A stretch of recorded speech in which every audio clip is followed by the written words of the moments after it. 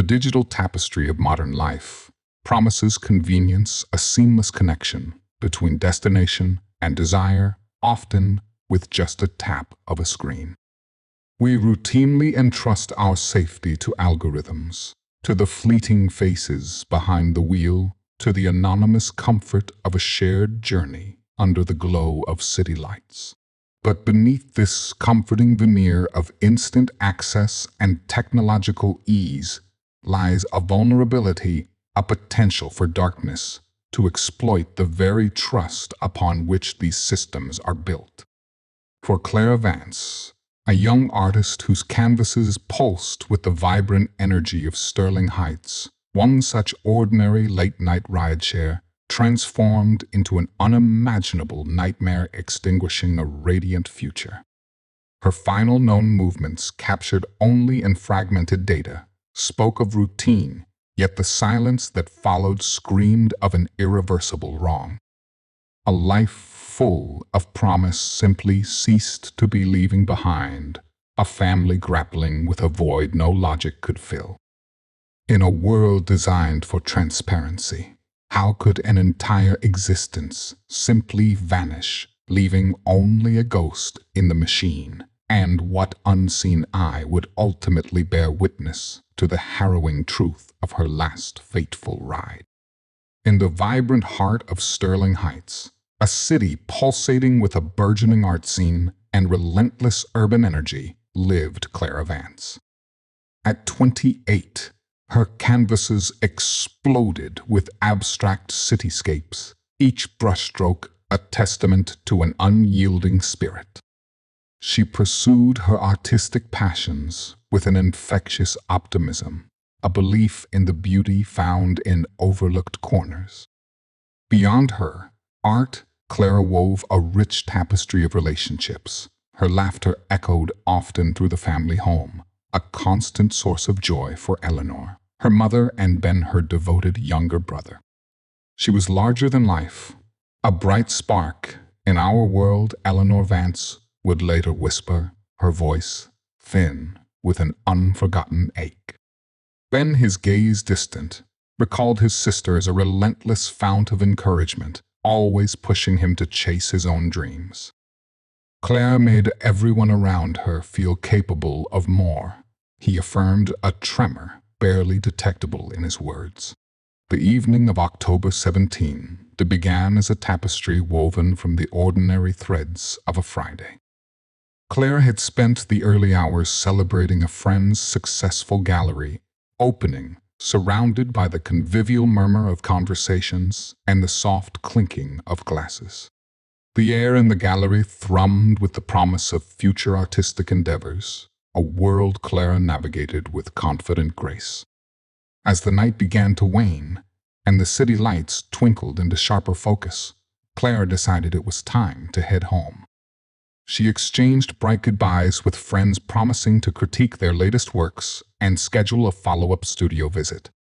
A quick text to Ben home. Soon, XX became the final direct communication her family would ever receive. Digital records, later painstakingly pieced together by investigators, marked the precise moment she requested a rideshare. Within minutes, a common sedan, its contours blurring into the late-night traffic, pulled to the curb.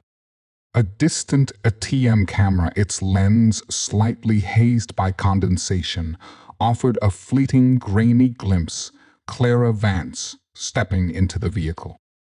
It was a mundane transaction in a city that never truly slept, yet this seemingly innocuous departure marked the abrupt rupture between her vibrant existence and an irreversible silence.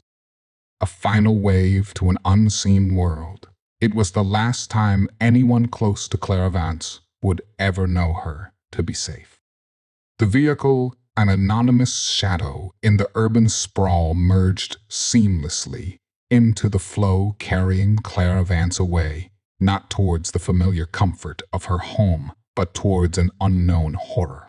What unseen forces had steered this seemingly random encounter, and what dark truth would ultimately emerge from the depths of her last fateful ride? The digital silence emanating from Clara Vance's phone the next morning introduced a subtle, insidious unease. Ben Vance, accustomed to a cheerful good morning text or an early call from his sister, found himself met with an unsettling quiet. His initial thoughts rationalized it away: a drained battery, perhaps a late night, or a forgotten charger. Maybe her phone died, Ben would later muse, a nervous laugh escaping him hollow in retrospect. He dispatched a casual text, then another, each unanswered ping, deepening a nascent flicker of concern into a persistent throb as the morning slipped into afternoon. Eleanor Vance, Clara's mother, registered the absence with growing alarm. Clara was meticulous with communication, a habit honed by years of living independently.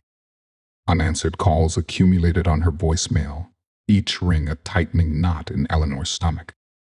Her messages, initially light-hearted, grew taut with worry. "Claire, where are you? Call me, please." "I'm worried." The easy comfort of the previous night dissolved into a gnawing dread that clung to every silent moment. This wasn't Clara's way. Her vibrant spirit, her innate consideration, precluded such an uncharacteristic vanishing act. The close-knit family, bound by unspoken understanding, knew you always checked in. By late afternoon, the family's mounting panic could no longer be reasoned away. Desperate attempts to reach Clara escalated, phone calls ricocheting through her friends' networks, text broadcast to every contact. No one had seen her since she left the gallery opening. The chilling realization crystallized: Clara Vance had not merely lost her phone or overslept, she had dissolved without a trace. The decision to file a missing persons report felt both utterly necessary and tragically inadequate, a bureaucratic formality against the gaping void that had suddenly opened in their lives. The initial report landed on the desk of Detective Sergeant Marcus Thorne, a man whose career was etched with the grim task of unraveling humanity's darkest puzzles. Beside him, Detective Olivia Reed, her sharp analytical mind a perfect counterpoint to Thorne's methodical approach. Their voices, when later reflecting on the case, carried the professional detachment of seasoned investigators, yet a subtle undertone hinted at the grim realities that so often shadowed such reports. A missing adult female, last seen leaving a gallery. Detective Thorne recounted, his hands clasped, illustrating the initial, almost benign nature of the report. "We followed standard protocol, interviewed the family, gathered what preliminary information we could. At that point, it was just a missing person. Yet beneath the procedural calm, the weight of a dawning, terrifying truth began to settle. For the Vance family, their world had fractured. The vibrant artist, the loving daughter, the supportive sister, all were gone, leaving only echoes in a suddenly silent home. The alarm had been raised, but the long, arduous search for Clara Vance, for the truth of her disappearance, had only just begun. Days bled into a week, each passing hour, eroding the dwindling optimism the Vance family desperately tried to sustain. Public appeals, shared relentlessly across social media, generated no substantial leads. Flyers bearing Clara's vibrant smile adorned every lamppost, their hopeful message a stark contrast to the deepening silence that had swallowed her. The search, initially driven by the desperate plea to find a missing person, now intensified a grim acknowledgement of a shift toward a far more sinister possibility. Police combed through surveillance footage from surrounding businesses, meticulously reviewing endless hours of static images, but Clara's radiant presence remained absent. The vast, impersonal city seemed to have absorbed her whole. Then a sudden, brutal rupture tore through the agonizing stillness. 6 days after Clara's disappearance, a lone jogger navigating the secluded winding trails of Sterling Creek Park stumbled upon a chilling discovery. Tucked beneath the gnarled roots of an ancient oak, half buried in fallen leaves, lay a small paint-splattered earring, distinctive, handmade, and undeniably Clara's. Beside it, a water-damaged identification card erased all lingering doubt. The jogger's frantic 911 call ripped through the methodical calm of the missing persons task force, like a siren in the dark. Detective Sergeant Marcus Thorne and Detective Olivia Reed arrived at the scene, their expressions now etched with a somber resolve. The discovery of Clara's personal effects in such a remote area immediately escalated the case from a missing person to a probable homicide. Canine units were deployed, their trained noses leading officers deeper into a rarely traversed wooded area bordering the park. There, concealed by a dense thicket of blackberry bushes and overgrown sumac, Clara Vance's body was found. It was a scene that spoke volumes. Detective Thorne recounted, his voice measured, devoid of overt emotion, but heavy with the weight of the grim reality. A clear indicator of foul play. The hunt had definitively transformed. The crime scene became a meticulous tableau of scientific endeavor. Forensic teams descended, working under the stark glare of portable lights as dusk approached, their movements precise and deliberate. Every leaf, every disturbed patch of earth, every faint impression held potential clues. Investigators painstakingly documented tire tracks in the soft, damp soil. They collected microscopic fibers clinging to nearby branches. They processed the area for any stray piece of evidence that could speak for Clara. It was a somber, systematic dismantling of a scene where a life had been brutally extinguished. The devastating news reached Eleanor Vance in a phone call that shattered her world into irreparable fragments. "You can't be strong through something like that," she would later testify, her eyes distant, reliving the moment. "It just rips you to pieces. There's no coming back from it." Ben, upon hearing the news, felt a physical blow, a cold, crushing weight that settled deep in his chest.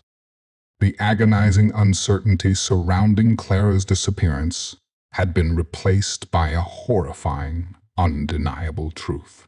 The lingering questions, once fueled by desperate hope, now morphed into a determined, unyielding demand for justice.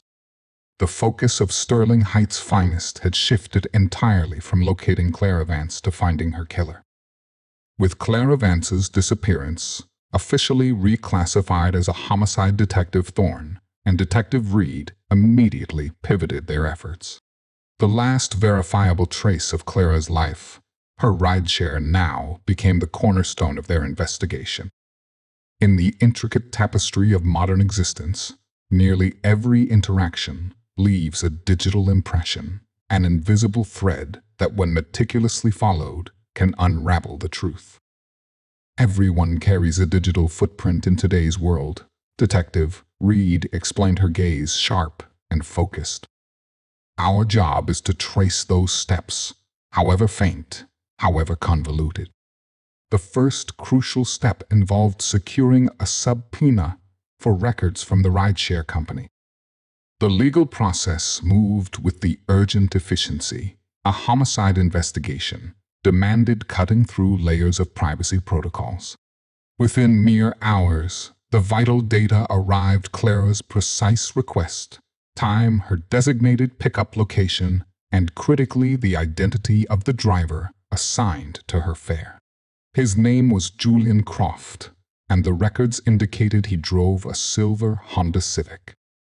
Accompanying this information was a detailed GPS log of his route that night, meticulously tracking his movements from the moment he accepted Clara's ride to its reported conclusion. Julian Croft was initially approached as a crucial witness. Detectives Thorne and Reed met him at his unassuming suburban apartment, an address provided by the rideshare company. Croft, in his late 30s, presented as cooperative, though a subtle tremor in his hands hinted at an underlying nervousness. He confirmed picking up Clara Vance, describing her as polite and quiet. His account stated unequivocally that he had dropped her off precisely where the app indicated the front entrance of her apartment complex. She got out, said goodnight, and that was it. Croft recounted his voice, even his eyes meeting theirs, with what appeared to be candor. Just a standard fare. His story on the surface seemed entirely plausible, aligning perfectly with the digital log of the drop-off location. But Detective Thorne, a man whose instincts had been honed by decades of sifting through layers of deception, felt a subtle, persistent discord. Every detail matters. Every account is a piece of the puzzle, even the ones that seemed to fit perfectly. Thorne articulated a slight narrowing of his eyes, indicating a deeper scrutiny. The team meticulously cross-referenced Croft's GPS data with the rideshare company's internal logs, scrutinizing his subsequent fares and searching for any deviation, any anomaly in his routine. The initial picture painted a portrait of a mundane night for a rideshare driver, a world starkly removed from the brutal violence discovered in Sterling Creek Park. Yet a profound, unsettling contradiction simmered at the heart of their investigation. In a world utterly saturated with interconnected technology designed to leave a precise digital imprint, how could a person simply vanish? Clara Vance had entered a vehicle and then inexplicably ceased to exist. The digital trail, seemingly so complete, ended abruptly at her supposed destination, leaving a gaping narrative chasm. The methodical efforts to reconstruct Clara's final journey had led them to name a vehicle and an account that was for now unchallenged. But the unsettling quiet emanating from Clara's apartment complex, devoid of her return, whispered of a deeper, more sinister truth, still lurking in the shadows, defying the logic of the digital age. The trail was laid, but its true horrific meaning remained veiled. The investigation, now a relentless pursuit of a killer, faced a critical, unsettling impasse. Julian Croft's account, plausible on the surface, directly contradicted a stark, undeniable absence. No surveillance footage from Clara Vance's apartment complex captured her entry. Her building, equipped with multiple cameras, covering all access points, showed no trace of her after the purported rideshare drop-off. This glaring discrepancy became an unbearable weight, a gaping hole in a timeline that should have been sealed. Detective Thorne's instincts, honed over years of untangling complex criminal narratives, whispered of an elaborate lie. His story fit the app, but it didn't fit reality. Thorne would later observe a slight tremor of past frustration in his voice. Clara just didn't materialize inside her apartment. It made no sense. With Croft's narrative now untenable, Detective Reed spearheaded an exhaustive ground effort. She organized teams to canvass the entire radius surrounding Clara's apartment, extending several blocks in every direction. They spoke to every business owner, reviewed every private security camera, no matter its age or obscurity.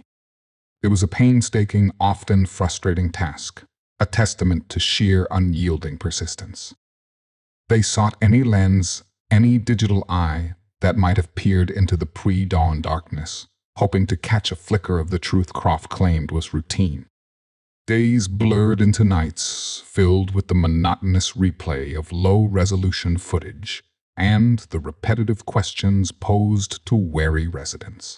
The breakthrough, when it finally arrived, emerged from an unlikely and forgotten corner of the city.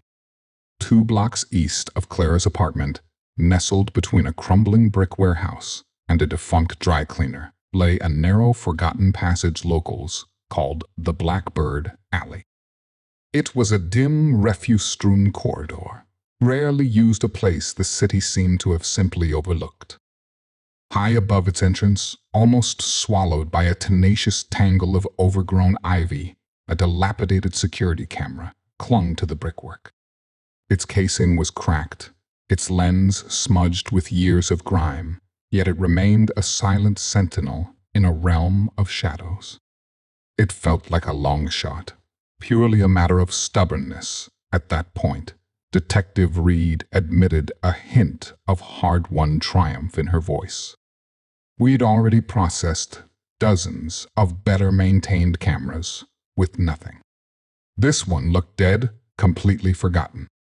Yet something in the detective's gut, an unshakable feeling, drove them to investigate further.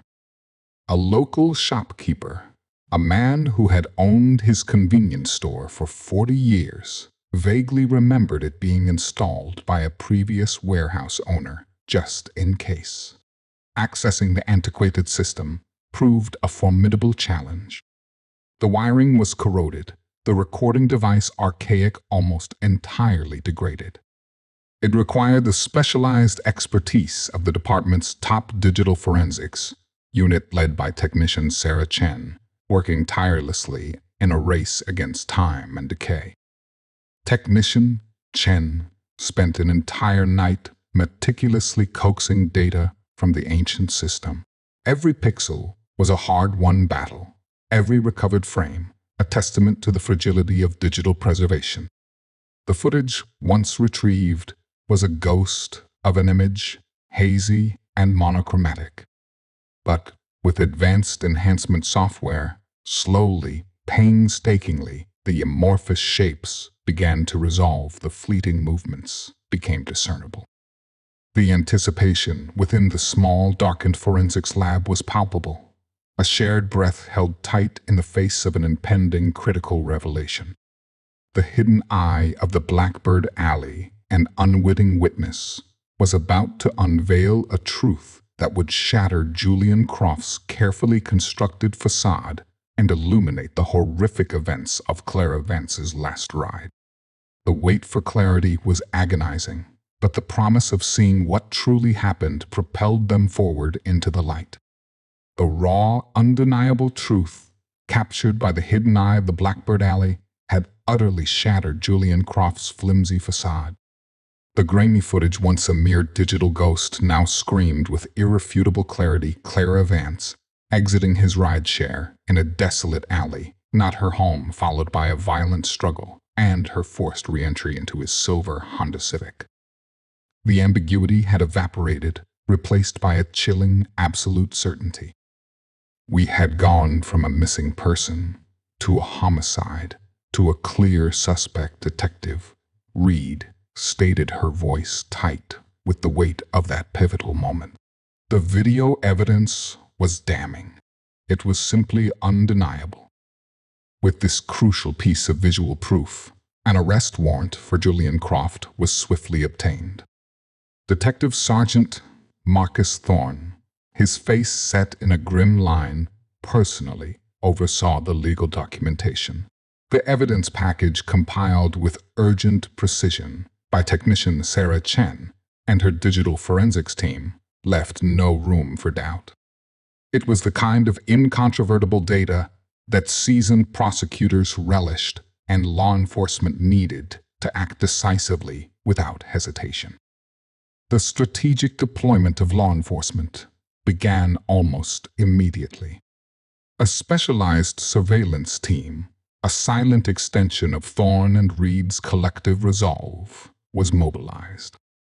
Unmarked vehicles, their tinted windows reflecting the cold gray dawn, fanned out across Sterling Heights. Their mission was clear: to meticulously track Julian Croft's every movement, waiting for the opportune moment to apprehend him. Detective Thorne, leaning over a detailed map spread across a conference table, pointed to Croft's known routes and frequent haunts. "We need him clean," he instructed his team, his gaze sweeping over each officer. No risks, no chances for him to vanish again. He thinks he's invisible. We're about to show him how wrong he is. The surveillance was relentless, a quiet, methodical tightening of the net around their target. Officers rotating shifts maintained an unwavering vigil on Croft's unassuming suburban apartment, his regular coffee shop, even the obscure gym he frequented. They observed him a man living out seemingly normal routines, utterly oblivious that his world was about to violently collapse. Each mundane act, retrieving mail, driving to a grocery store, was meticulously documented, every pattern analyzed. The tension was a living thing, a coiled spring held taut, waiting for the precise moment of release. On the third day of the surveillance operation, Julian Croft unwittingly fell into a predictable pattern. Just after noon, he emerged from his apartment, heading towards a local laundromat, a solitary figure carrying a mesh bag of clothes. The surveillance team, communicating in hushed, clipped tones over secure radio channels, swiftly moved into position. Two unmarked police cruisers converged from opposite directions, strategically blocking the narrow street just as Croft reached the laundromat's entrance. The apprehension was swift and decisive. Uniformed officers emerging from the vehicles with practiced efficiency moved in. Julian Croft, Sterling Heights, PD, you're under arrest, Detective Thorne's voice, clear and authoritative, cut through the midday quiet. Croft froze, his eyes widening in a sudden, sickening realization. The mesh bag slipped from his fingers, clothes spilling onto the pavement. His face, initially a mask of bewildered surprise, quickly contorted into a performative indignation. Arrest? What are you talking about? This is a mistake, he protested, his voice rising, a theatrical attempt at outrage. I haven't done anything. He was swiftly, firmly placed in cuffs. His protests continued, a torrent of denials and feigned confusion as he was escorted into the back of a waiting police cruiser. He pretended he didn't even remember her. Detective Reed recounted a dry, almost disbelieving note in her voice. Acted like he'd never seen Clara Vance in his life, even though he'd just picked her up days earlier. Croft's immediate reaction painted a clear picture of his deceptive persona, a man well practiced in manipulation, quick to feign ignorance, to deflect blame. His calm, cooperative demeanor from their initial interview had utterly evaporated, replaced by the defensive agitation of a cornered predator. Back at the precinct, the booking process unfolded in a sterile, indifferent sequence of photographs and fingerprints. Julian Croft, no longer able to maintain his facade of normalcy, glowered, a simmering resentment replacing his earlier shock. He was led to an interrogation room, a stark, confined space specifically designed for truth-telling, entirely unaware of the methodical psychological battle that awaited him. Detectives Thorne and Reed watched him go, their expressions unreadable, a silent testament to their resolve. They knew they had the right man, but the fight to extract the full, horrific truth of Clara Vance's last ride and to secure undeniable justice for her was only just beginning. The net had closed around Julian Croft, but the most crucial phase of their investigation, delving into the cold, calculated mind of a killer, was about to commence. The stark interrogation room, a landscape of beige walls and a lone metal table, became the arena for a high-stakes psychological chess match.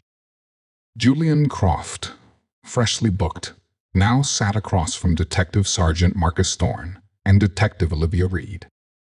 The air crackled with a quiet tension, a battle of wills about to commence. A deceptive suspect faced two seasoned detectives, each armed with carefully curated information and years of experience in dissecting truth from deception. Julian Croft initially presented himself as a bewildered victim of circumstance. His posture was defensive, yet he feigned an almost innocent confusion, his eyes wide as if genuinely perplexed by his predicament. "I don't understand why I'm here," he began, his voice laced with indignation, a practiced performance honed over years of subtle manipulation. "I told you everything I knew. I picked up the passenger, dropped her off at her apartment. Standard fare. This is a mistake." Detective Thorne, ever the methodical strategist, began with a measured, almost empathetic tone. "Mr. Croft, we understand this is a difficult situation." He offered his gaze, steady, inviting, not accusatory. "But we have some information that contradicts your previous statement, and we'd like to give you an opportunity to clarify." Detective Reed, mirroring his calm demeanor, offered a bottle of water, establishing a non-threatening baseline, subtly encouraging him to elaborate, to dig himself deeper into the narrative he had carefully constructed. Croft clung to his story unwavering. He recounted his route, the time, the polite exchange with Clara Vance. His initial alibi for being near the Blackbird Alley, a shortcut he sometimes took, was repeated, delivered with a casual air. "Sometimes the main roads are just a mess. You know," he offered, a small dismissive shrug.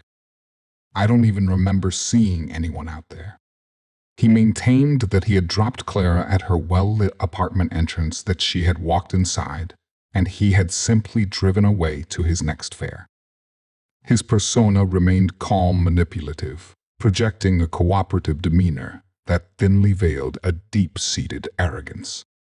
But Thorne and Reed were not easily swayed. They began to gently, then firmly introduce inconsistencies.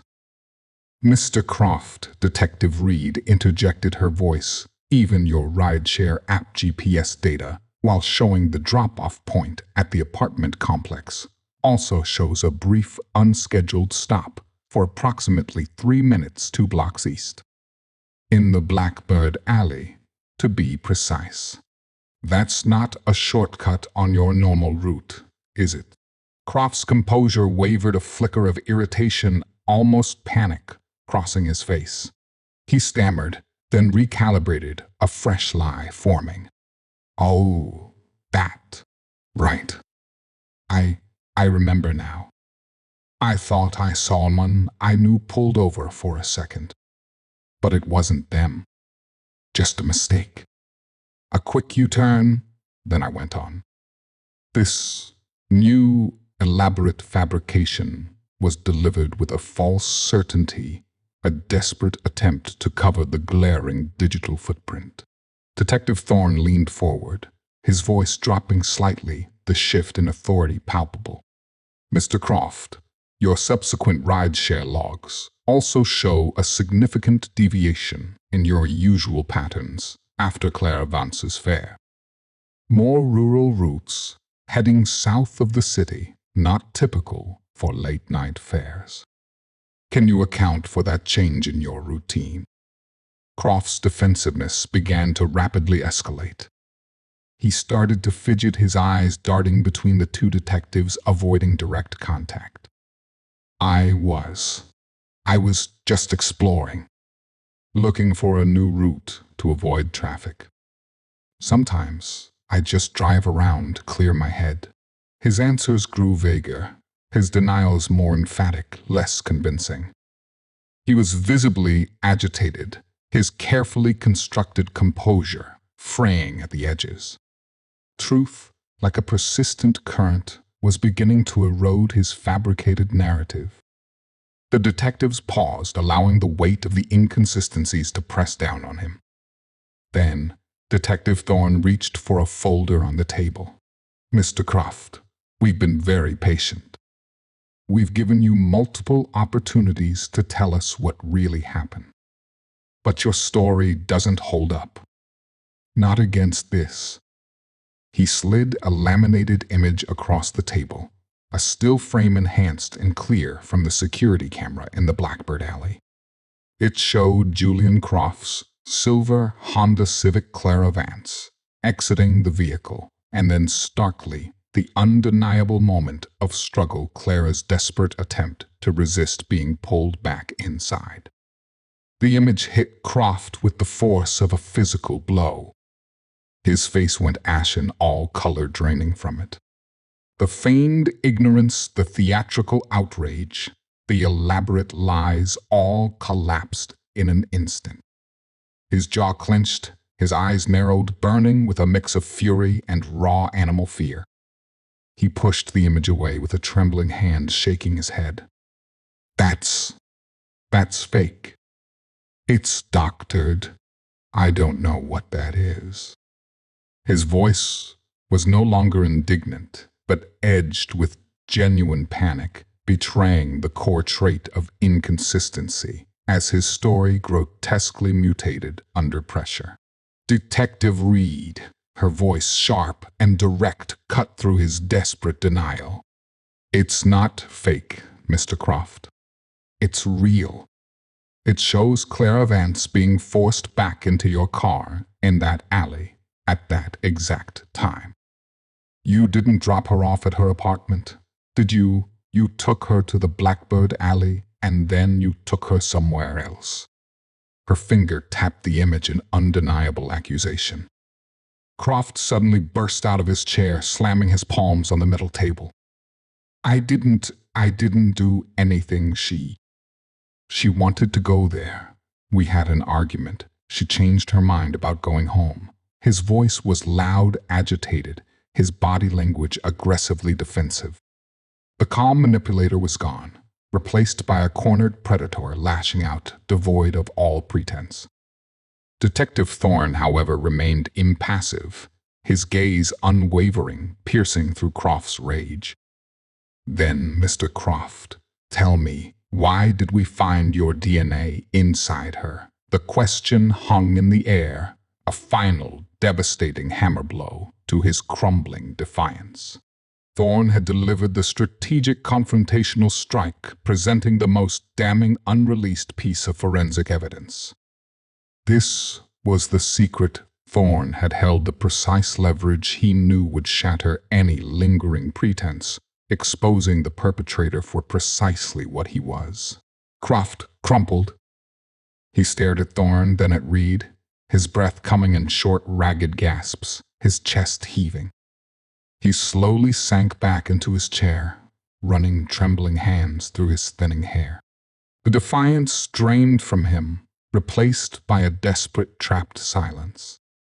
He refused to speak further, retreating into a stony, unyielding denial, his lips pressed into a tight, thin line. He continued to deny any involvement in Clara Vance's death, but the silent witness of the Blackbird Alley, combined with the strategic reveal of pending forensic evidence, had irrevocably sealed his fate. The interrogation had unmasked Julian Croft, revealing the deceptive suspect as the perpetrator of an unspeakable act, setting the stage for the scientific confirmation that would bind him irrefutably to his horrific crime. Julian Croft had retreated into a defiant silence in the interrogation room, his last desperate attempt to evade accountability. But while the suspect might refuse to speak, the evidence meticulously collected and painstakingly analyzed continued to scream the truth. The omniscient narrator clarified the shift. The human drama of the interrogation had yielded its vital information. Now, the cold, impartial gaze of science would construct an unassailable wall of facts, piece by undeniable piece. With the arrest and the strategic revelation of potential DNA evidence, detectives swiftly secured a warrant for Julian Croft's DNA. A sterile buccal swab taken at the precinct provided the crucial sample. This was then rushed to the Sterling Heights Crime Lab, where forensic biologist Dr. Evelyn Hayes and her team awaited. Dr. Hayes, a woman whose calm demeanor belied a relentless precision, understood the profound gravity of every sample, every microscopic trace. DNA doesn't lie, she would later state with quiet authority. It's the ultimate witness, unwavering and unbiased in its testimony. The forensic analysis began with immediate intensity. Samples of trace evidence meticulously gathered from Clara Vance's body and clothing at the crime scene were processed with the highest scrutiny. Under Clara's fingernails, skin cells were found, a silent, powerful testament to a desperate struggle for survival. Internal samples also yielded crucial biological material. The comparison to Julian Croft's DNA profile was swift and devastatingly conclusive. The match was absolute, Dr. Hayes confirmed, her voice stark, devoid of any doubt. The DNA found beneath Vance's fingernails and inside her belonged to Julian Croft. The probability of it being anyone else was infinitesimally small, beyond human comprehension. This scientific certainty, expressed in the precise language of probability, eliminated any lingering doubt about Croft's direct, violent involvement. But the evidence didn't stop there. Forensic scientists also focused on microscopic trace evidence. Investigators at the scene where Clara's body was found had carefully collected numerous fibers. These were now compared to samples taken from Julian Croft's silver Honda Civic, specifically from the upholstery of the passenger seat and the floor mats. Under powerful microscopes, a chilling link emerged. Tiny synthetic fibers, a distinctive blend of polyester and nylon, in a muted gray matching the exact composition and dye batch of Croft's car seats, were discovered embedded in Clara Vance's clothing. Furthermore, fibers from a coarse wool blend consistent with the jacket Croft was seen wearing in the alley camera footage were also found clinging to Clara's sweater and hair. These were the silent, damning witnesses to her final terrifying journey, linking her from the desolate alley into his vehicle and ultimately to her tragic end. Beyond the biological and physical evidence, digital forensics continued its relentless pursuit. While Julian Croft had made efforts to wipe his phone of incriminating data, technician Sarah Chen and her team possessed the advanced tools and expertise to recover what was seemingly lost. They delved deep into the device's internal memory, reconstructing deleted files and browser histories. The results painted a disturbing picture of cold premeditation. Hours after Clara Vance's disappearance, Croft's phone revealed a series of searches for remote disposal sites, how to clean up crime scene, and detailed map routes to Sterling Creek Park, the very location where Clara's body was ultimately discovered. The timestamps on these searches were damning, occurring precisely when Croft claimed to be clearing his head on rural roads. This meticulously restored digital footprint, a shadow of his own making, betrayed his every lie. The medical examiner's report provided yet another layer of scientific confirmation. Dr. Eris Thorne, the lead medical examiner, meticulously documented the cause of death as blunt force trauma, noting the defensive wounds on Clara's arms and hands. The specific time of death, when cross-referenced with all other evidence, corroborated the events depicted in the alley camera footage and the subsequent movements indicated by Croft's GPS and search history. The scientific findings formed a mosaic of undeniable facts, each piece interlocking with the next, creating an ironclad case that left no room for doubt or alternative explanation. Prosecutor Rachel Davies, assigned to lead the state's case against Julian Croft, reviewed the comprehensive forensic reports. Her expression, typically guarded and unreadable, shifted visibly as she absorbed the sheer, overwhelming weight of the evidence. "The state's case is simple," she articulated with grim resolve. The defendant's DNA was inside her. His car fibers were on her body, and his phone showed he was actively researching how to dispose of a body and clean up a crime scene, leading him directly to where Ms. Vance was found. The science speaks with an undeniable, deafening voice. The scientific investigation had systematically dismantled Julian Croft's every falsehood, proving his presence, his violent act, and his chilling attempts at concealment. The digital trail, the microscopic fibers, and the irrefutable DNA all pointed to one terrifying conclusion: Julian Croft was Clara Vance's killer. The painstaking work of the forensic teams had ensured that even in the face of a perpetrator's defiant silence, justice would find its voice resounding with the undeniable truth of science. The stage was now set for the ultimate confrontation, not in an interrogation room, but in the hallowed, unforgiving space of the courtroom. The trial of Julian Croft commenced in the sterile, imposing confines of the Sterling Heights courthouse, transforming the quiet dignity of justice into a stark theater of raw emotion and irrefutable facts. The courtroom packed with media, curious observers, and, most importantly, the grieving family of Clara Vance hummed with a palpable tension. The formal proceedings were about to dissect every horrifying detail of Clara's final moments.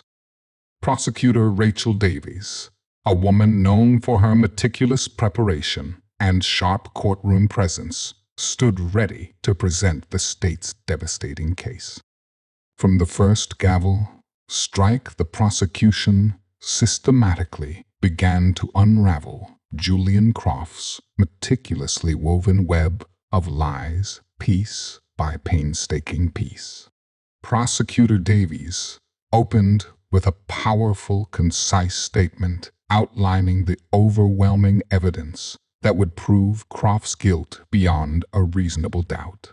She began by painting a vivid portrait of Clara Vance, the vibrant artist whose life had been so brutally extinguished.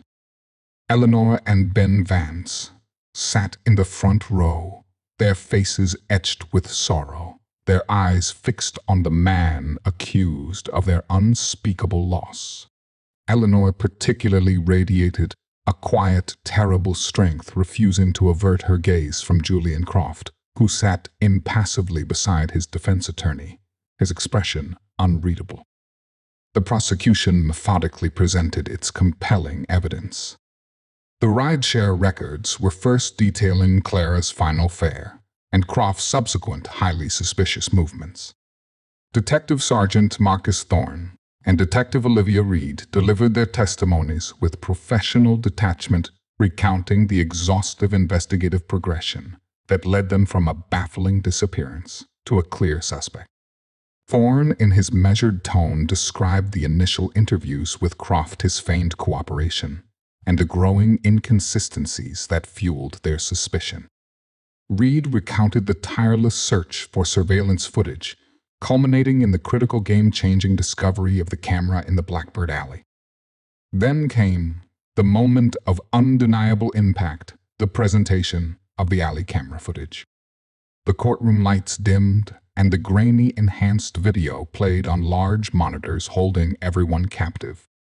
Gasps rippled through the gallery as the chilling sequence unfolded. Clara Vance exiting the Rideshare, her confusion palpable, followed by the swift, brutal struggle as she was forced back into the vehicle.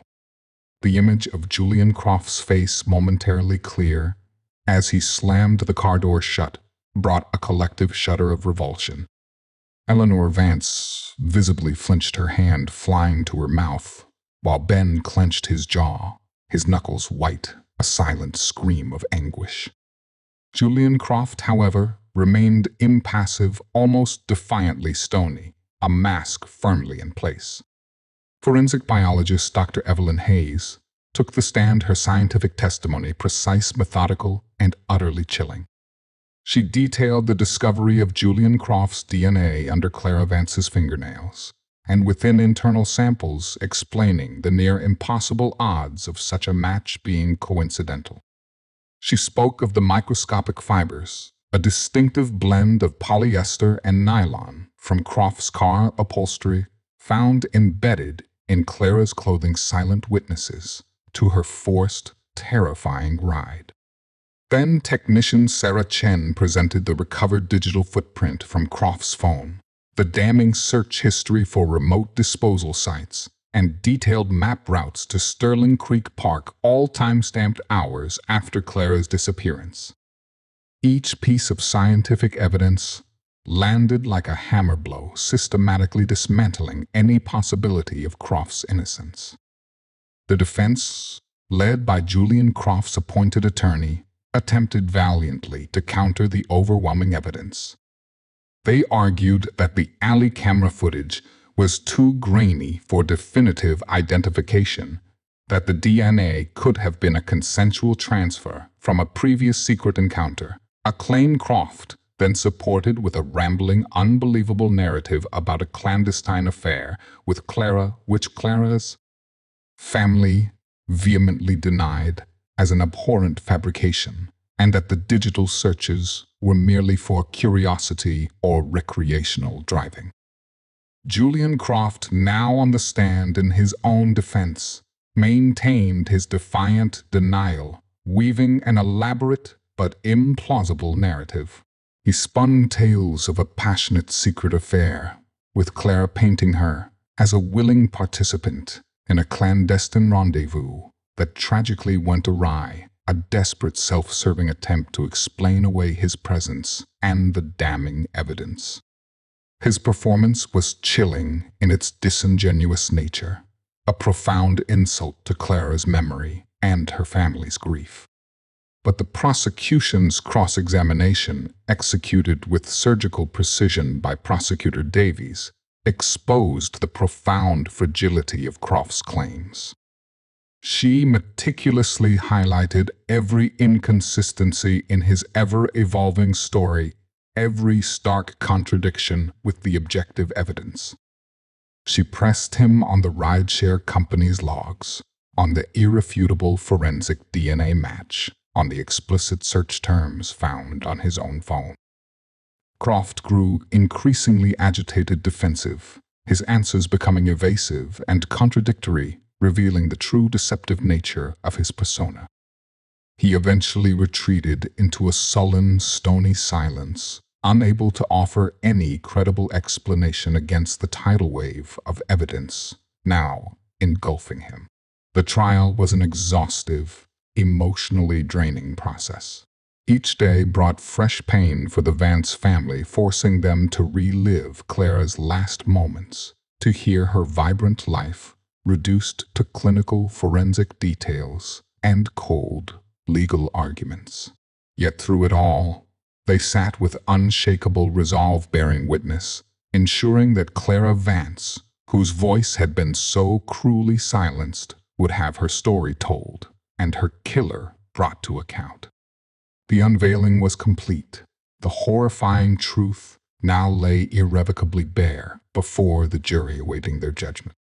The final arguments had been made, the jury charged, and then a profound silence descended upon the Sterling Heights courthouse. The fate of Julian Croft and the profound quest for accountability for Clara Vance now rested in the hands of 12 citizens. The air thrummed with an almost unbearable stillness, a collective breath held captive in the cavernous room. For the Vance family, each tick of the courtroom clock was an agonizing eternity, moments stretching into hours, hours into days. Eleanor and Ben Vance, along with close friends, waited in a designated room, attempting to find distractions, but their gazes constantly drifted to the door, to the phone, to any signal that their torment might finally near its end. You tried to brace yourself, Eleanor would later recall her voice hushed with residual pain, but every second felt like a year. All you wanted was an answer for Clara, for us. The jury deliberated for a day and a half. Outside, the legal world buzzed with speculation, but inside the family's waiting room, only a heavy, almost suffocating quiet reigned. Ben paced a restless energy, vibrating beneath his skin, while Eleanor sat her hands clasped tightly, her eyes distant replaying fragments of Clara's vibrant life and the trial's brutal, dehumanizing details. Detective Sergeant Marcus Thorne and Detective Olivia Reed, their investigative work, concluded, waited alongside them, their professional stoicism tempered by a shared empathetic understanding of the family's ordeal. They knew that even a guilty verdict could never fully heal the chasm of loss, but it could at least bring a crucial measure of accountability. Finally, the signal came. A bailiff, his face a neutral mask, announced the jury had reached a verdict. A ripple of nervous energy shot through the courthouse. The Vance family stiffened their hearts, hammering against their ribs. As they walked back into the courtroom, the atmosphere was electric heavy with a fearful anticipation. Every eye in the crowded room fixed first on the jury, then on Julian Croft, who sat motionless, his face still a stony, impenetrable mask. The judge entered, a solemn figure in black robes, and the courtroom fell into an absolute, piercing silence. "Has the jury reached a verdict?" he intoned, his voice cutting through the tension. The foreperson, a middle-aged woman with tired but resolute eyes, stood. "Yes, Your Honor, we have." The clerk took the verdict form. As the words began to be read, slowly, deliberately, a collective gasp rippled through the gallery. "We, the jury, in the matter of the state versus Julian Croft, find the defendant guilty of the murder of Clara Vance." The word guilty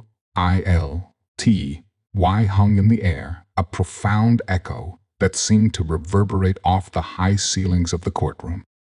For a fleeting moment, the courtroom erupted in a low murmur of release, quickly silenced by the judge's sharp gavel. Eleanor Vance let out a soft, choked sob, her hand immediately reaching for Ben's. Tears streamed down her face, not of exultation, but of a profound, agonizing relief, mixed with an enduring, bottomless grief. Ben squeezed her hand, his own eyes brimming, a single tear tracing a path down his cheek. He nodded a silent acknowledgement that finally, after weeks of unbearable uncertainty and the horror of the trial, a brutal truth had been affirmed. Julian Croft, the architect of deception, remained impassive, his expression unreadable, betraying no emotion, even as the colossal weight of his conviction settled heavily upon him. Weeks later, the court reconvened for the sentencing phase. This was the moment for victim impact statements, a crucial opportunity for Clara's loved ones to articulate the immeasurable, devastating cost of her absence. Eleanor Vance, despite the continuing anguish that marked every day, chose to speak. She walked to the podium, her steps slow but deliberate, her shoulders squared, a quiet monument to unwavering resolve. She clutched a crumpled photograph of Clara, her daughter's vibrant smile, a stark, agonizing contrast to the somber courtroom. Facing Julian Croft directly, her voice initially soft, with grief gathered an astonishing strength, transforming her raw pain into a determined, unwavering advocacy. Julian Croft, Eleanor, began, her gaze piercing, unwavering, finally meeting his eyes across the courtroom. Croft, for the first time throughout the entire proceedings, visibly flinched, his eyes darting away, unable to sustain the searing heat of her direct accusation. "You stole my daughter. You stole her art, her infectious laughter, her future. You stole a piece of our very souls. Claire was a force of nature, a bright spark, and you extinguished her for reasons we may never truly understand. You showed her no mercy. You showed us no mercy. And you showed no remorse. Her voice cracked with emotion, but she took a deep, fortifying breath, visibly steeling herself against the rising tide of sorrow. The world is an infinitely darker place without her, and no verdict, no sentence can ever truly bring her back. But what it can do, Julian Croft, is ensure that you can never again inflict such senseless pain upon another family. You must never again be allowed to walk the earth as a free person. Her final words, delivered with a chilling, resolute clarity, resonated throughout the silent courtroom, a fierce, protective roar of a mother's unending love and a demand for unyielding accountability. Ben Vance also spoke, his voice hoarse with unshed tears, the words catching in his throat. He described the gaping void, Clara's absence left in his life, the stolen memories of shared dreams, the unspoken conversations that would now forever remain unheard. She was my confidant, my best friend. He choked out, his voice thick with emotion, his eyes burning into Croft's unyielding face. You didn't just kill Clara. You tried to kill part of all of us. But you failed. Her spirit lives on in our fight for justice and in every canvas that now hangs in her memory, a testament to the life you tried to erase. Julian Croft offered no apology, no sign of remorse, no flicker of human compassion. His persona remained one of defiant denial, a cold, empty shell impervious to the profound pain he had caused. He maintained his innocence even in the face of the overwhelming evidence and the heart-wrenching pleas of the family, a chilling testament to his lack of empathy. The judge, having heard the devastating impact statements, delivered a sentence that reflected the profound gravity of Croft's heinous crime life in prison without the possibility of parole. For Claire Vance, a life brutally extinguished, justice in its imperfect human form had finally arrived. The verdict, a culmination of tireless investigation and undeniable scientific truth, brought a fragile sense of closure to the Vance family. The crushing tension that had defined their lives since Clara's disappearance began to slowly, ever so slowly, dissipate, replaced by the profound, heavy weight of a life irrevocably altered, yet now offered the dignity of accountability.